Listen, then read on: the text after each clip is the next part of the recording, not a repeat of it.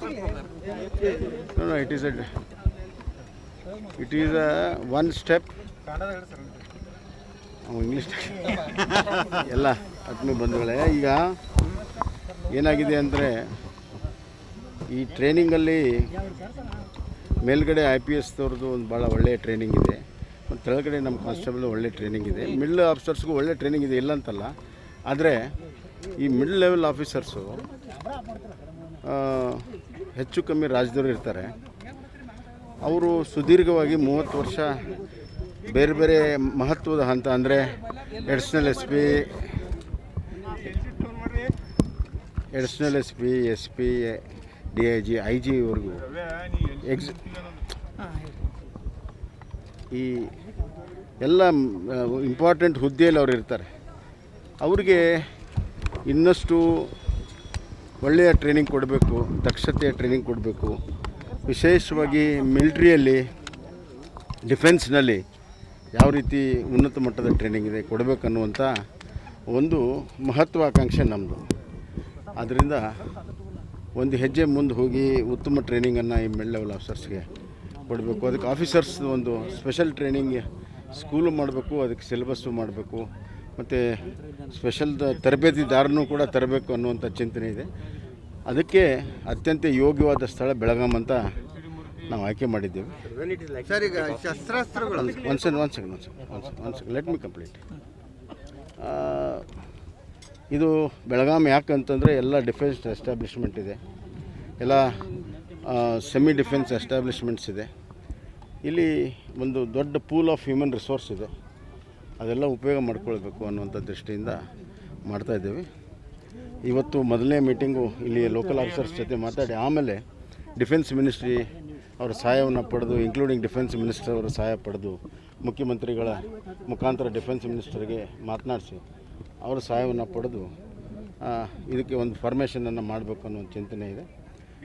It may take almost 6 months to 1 year to establish ಒಂದೇ ಕೇಂದ್ರ ಬೆಳಗಾಂನಲ್ಲಿ. ಇಲ್ಲ, ಇದು ಮೊದಲನೆಯ ಮೀಟಿಂಗನ್ನು ಬೆಳಗಾಂನಲ್ಲಿ ಇಲ್ಲಿಯ ಸ್ಥಳೀಯ ಆಫೀಸರ್ಸ್, ಡಿಫೆನ್ಸ್ ಆಫೀಸರ್ ಜೊತೆಗೆ ಈಗ ಫಸ್ಟ್ ಮೀಟಿಂಗ್ ಮಾಡ್ತೀನಿ, ಮಧ್ಯಾಹ್ನ ಮಾಡ್ತೀನಿ. ಇದು ಹೆಚ್ಚು ಕಮ್ಮಿ ಈ ಖಡಕ್ವಾಸ್ಲಾದಲ್ಲಿರುವಂಥ NDA ಇದೆಯಲ್ಲ, ಅದರ ಮಾದರಿಯಲ್ಲಿ ಇರ್ತದೆ.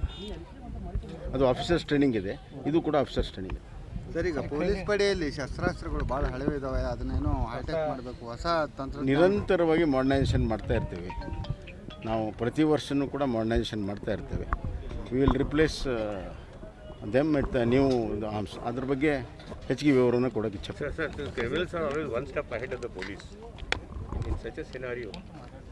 ಎಸ್, ನೋಡಿ, ಈಗ ಟೆಕ್ನಾಲಜಿ ಹೆಚ್ಚಾದಂಗೆ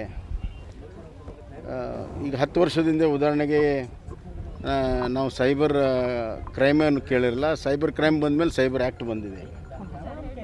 ನನ್ನ ಚಾಲೆಂಜ್ ಇರೋದು, ನಮಗೆ ಚಾಲೆಂಜ್ ಇರುವಂಥದ್ದು ಈಗ ಸದ್ಯ ಏನಿದೆ, ಕ್ರೈಮ್ ಲೀಡ್ಸ್ ದಿ ಲಾ ಅಂತ ಇದೆ. ಅದನ್ನು ನಾವು ಒಂದು ಸ್ಟೆಪ್ ಮುಂದೆ ಹೋಗಬೇಕು. Law should lead and not only lead, it should demolish the crime. ಆ ನಿಟ್ಟಿನಲ್ಲಿ ನಮ್ಮ ಕಾರ್ಯದಕ್ಷತೆಯನ್ನು ಇಂಪ್ರೂವ್ ಮಾಡೋದಕ್ಕೆ ಎಲ್ಲ ಹಂತದಲ್ಲಿ, ಅಂದರೆ ರಿಕ್ರೂಟ್ಮೆಂಟ್ ಹಂತ, ಟ್ರೈನಿಂಗ್ ಹಂತ, ಅಡ್ಮಿನಿಸ್ಟ್ರೇಷನ್ ಹಂತ, ಎಲ್ಲ ಹಂತದಲ್ಲಿಯೂ ಕೂಡ ನಾವು ಮಾಡುವಂಥ ಕೆಲಸವನ್ನು ನಾವು ಮಾಡ್ತೀವಿ. ಅದಕ್ಕಾಗಿಯೇ ಒಂದು ಪೊಲೀಸ್ ರಿಫಾರ್ಮ್ಸ್ ಮಾಡಬೇಕು ಇದಕ್ಕೆ ಎಲ್ಲ ಅಂಥೇಳಿ ನಮ್ಮ DGP ಅವರ ನೇತೃತ್ವದಲ್ಲಿ ಒಂದು ಸಮಿತಿಯನ್ನು ಮಾಡಿದ್ದೇನೆ. ಅದರ ಸಮಿತಿಯ ವರದಿ ಬಂದ ತಕ್ಷಣ ಅದು ಅನುಷ್ಠಾನವನ್ನು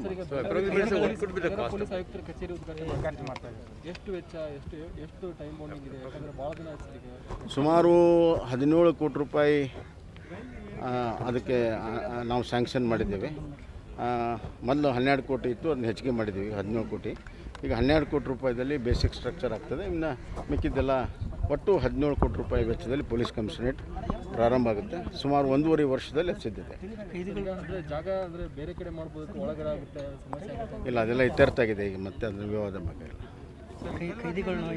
ಕೈದಿಗಳು ಅಂದರೆ ಸನ್ನಡತೆ ಆದ ಮೇಲೆ ಈ ಬಾರಿ ಆದರೂ ಆ ಪ್ರಕ್ರಿಯೆ ಪ್ರಾರಂಭ ಮಾಡ್ತೀವಿ. ಬರೀ ಇಂಡಲ್ಗಲ್ಲ, ಇಡೀ ರಾಜ್ಯದಲ್ಲಿ ಸನ್ನಡತೆ ಇರುವಂಥ ಕೈದಿಗಳಿಗೆ ಕಾನೂನು ಪ್ರಕಾರ, ಸಂವಿಧಾನದ ಪ್ರಕಾರ, ಕಾನೂನು ಪ್ರಕಾರ ಗವರ್ನರ್ ಅವರ ಅಪ್ರೂವಲ್ಗೆ ನಾವು ಮುಖ್ಯಮಂತ್ರಿಗಳ ಒಂದು ಅನುಮತಿ ಪಡ್ಕೊಂಡು ಈ ವರ್ಷದಲ್ಲಿ ಅದನ್ನು ಬಿಡುಗಡೆ ಮಾಡೋ ಪ್ರಕ್ರಿಯೆಯನ್ನು ಮಾಡ್ತೀವಿ. ಜೈಲಿನಲ್ಲಿ ಮಾಜಿ ಸಚಿವ ವಿನಯ್ ಕುಲಕರ್ಣಿಗೆ ರಾಜಾತಿಥ್ಯ ನೀಡಲಾಗ್ತಾ ಇದೆ ಎಂಬ ಮಾಹಿತಿ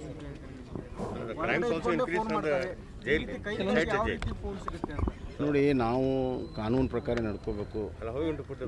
ಜೈಲ್ ಪ್ರಿಸನ್ ಆ್ಯಕ್ಟ್ ಇದೆ, ಪ್ರಿಸನ್ ಕೋಡ್ ಇದೆ, ಅದ್ರ ಪ್ರಕಾರನೇ ನಡ್ಕೋಬೇಕು. ಅದರಲ್ಲಿ ಎರಡನೇ ಮಾತಿಲ್ಲ. ಅದಕ್ಕೆ ರಾಜಿ ಮಾಡಿಕೊಡೋಕೆ ನಾನು ಅವಕಾಶ ಕೊಡೋದಿಲ್ಲ. ಆದಷ್ಟು ಬೇಗ ಬಸವರಾಜ ಬೊಮ್ಮಾಯಿ ಅವರಿಗೆ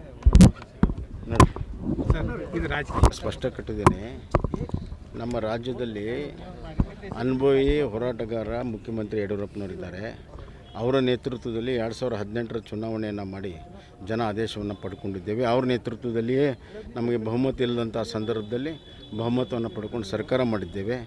ಜನ ಆದೇಶ ಇವತ್ತು ಯಡಿಯೂರಪ್ಪರ ಪರವಾಗಿದೆ. ಈ ಅವಧಿಯನ್ನು ಪೂರ್ಣಗೊಳಿಸಿ ಮುಂದಿನ ಅವಧಿಗೂ ಅವ್ರ ನಾಯಕತ್ವದಲ್ಲಿ ನಾವು ಚುನಾವಣೆಗೆ ಹೋಗ್ತೇವೆ.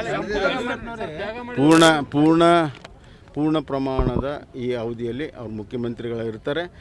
ಸದೃಢ ಸಮರ್ಥವಾದಂಥ ನಾಯಕತ್ವ ಆಡಳಿತ ಕೊಡ್ತಾ ಇದ್ದಾರೆ. ಅಷ್ಟೇ ಅಲ್ಲ, ಮುಂದಿನ ಅವಧಿಗೂ ಅವ್ರ ನಾಯಕತ್ವದಲ್ಲಿ ಚುನಾವಣೆಗೆ ಹೋಗ್ತಾರೆ.